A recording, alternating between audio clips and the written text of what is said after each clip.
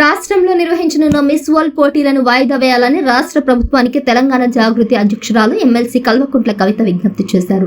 దేశంలో యుద్ధ వాతావరణంలో నెలకొన్న ఈ సమయంలో అందాల పోటీలు నిర్వహించడం సరికాదని, ఐపీఎల్ను వాయిదా వేసినట్లుగా మిస్ వరల్డ్ పోటీలను కూడా వాయిదా వేయాలని సూచించారు.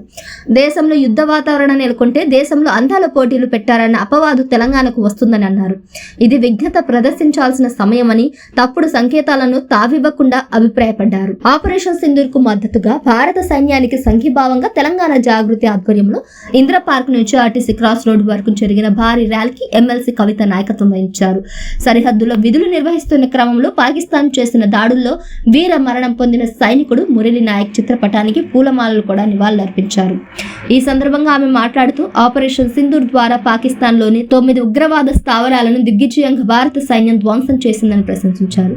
సైన్యం వల్ల మనకు రక్షణ కలుగుతుందని, కాబట్టి వారికి ధైర్యం, స్థైర్యాన్ని నింపడానికి ర్యాలీ చేశామని చెప్పారు. పాకిస్తాన్ మన దేశంలోని ఎయిర్పోర్ట్లను టార్గెట్ చేసుకుని చేసిన దాడులకు భారత సైన్యం గట్టిగా తిప్పికొట్టిందని తెలిపారు. అన్ని జిల్లాల్లో ఇలాంటి ర్యాలీలు నిర్వహించాలని పిలుపునిచ్చారు. పాకిస్తాన్ మన దేశంలోని ఎయిర్పోర్ట్లను టార్గెట్ చేసుకుని చేసిన దాడులకు భారత సైన్యం గట్టిగా తిప్పికొట్టిందని తెలిపారు. అన్ని జిల్లాలలో ఇలాంటి ర్యాలీలు నిర్వహించాలని పిలుపునిచ్చారు. ఇది ధర్మయుద్ధం. భారత్ ఎప్పుడు తప్పు చేయదు. నీతి నిజాయితీతోనే యుద్ధం చేస్తున్నాం. మనం పాకిస్తాన్ భూభాగంలో సామాన్య ప్రజలను ఏమీ అనలేదు.